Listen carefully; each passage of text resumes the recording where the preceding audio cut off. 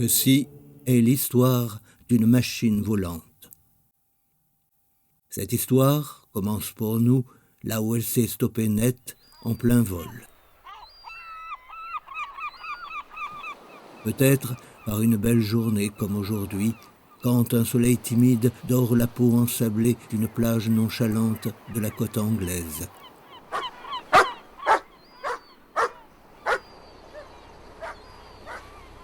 À l'aide de bras mécaniques, on aide le passé à s'extirper de la boue gluante du temps. Une fois de plus, c'est par la lumière que la vérité, cette vérité, va jaillir du cadre désordonné de l'enchevêtrement qui la détient captive. Depuis très longtemps, l'humanité cherche à dissimuler ses plus grands secrets dans les recoins les plus intimement petits. Idées volées, pensées cachées. Tous les moyens sont bons, tous les coups sont permis. La prétendue existence d'un robot soldat américain en est la preuve. Le peu de documents circulant toujours ont tous été estampillés faux avéré, montage, trucage. Après tout, pour transformer le vrai en faux, rien ne vaut l'exubérante vérité. Les prototypes fantaisistes qui jouent et chantent, les ingéniosités en avance sur leur temps qui enregistrent et photographient, les faux phénomènes de vraies foires, sans parler des stars qui électrisent l'écran, rien de tel que la sensation-fiction. Pourtant, les photos de combat dans une forêt française enneigée corroborent le mythe. D'après la vraie légende, le robot soldat a disparu dans ces bois lors d'une grande offensive de 1918. Il est légitime qu'une foule d'interrogations se bouscule au portillon du questionnement. Qui a pris ces photos couvrant presque un siècle d'histoire?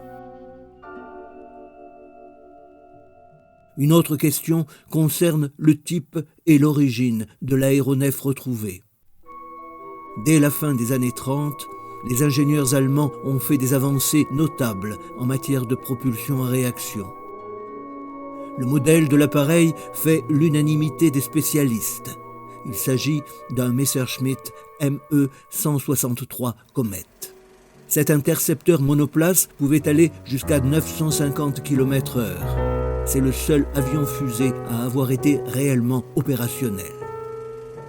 Quant à l'identité du pilote, ne trouvant aucun effet personnel en l'absence totale d'une dépouille, elle demeure inconnue.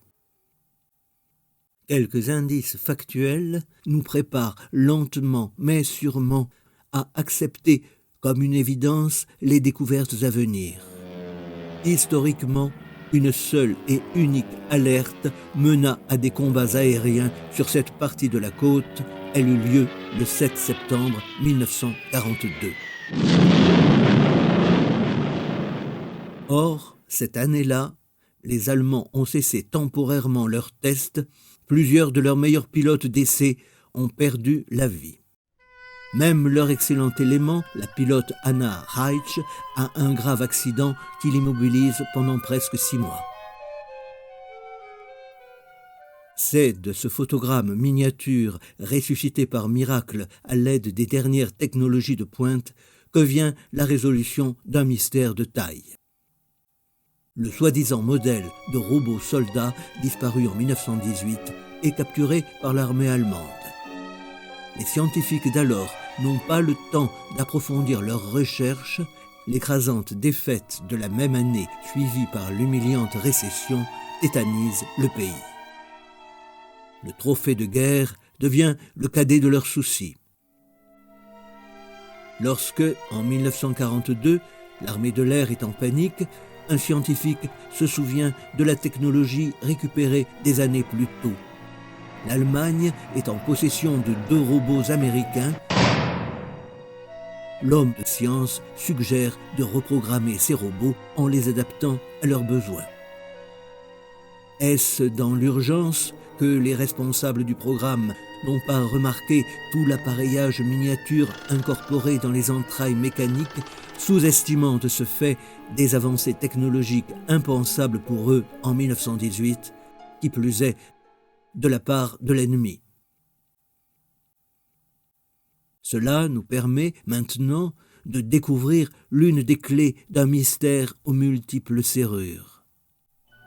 Le robot soldat n'est pas une légende, mais une machine capable de conter sa propre histoire tant que sa mémoire n'est pas dispersée aux quatre coins du temps.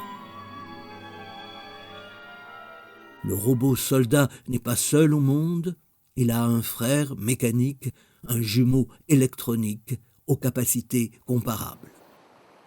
Puisque aucun débris d'une autre machine n'a été retrouvé mêlé au reste de l'avion, les deux robots soldats sont peut-être quelque part remisés à l'abri du temps, attendant durant l'espace d'un moment éternel de reprendre le cours de leur mémoire unique.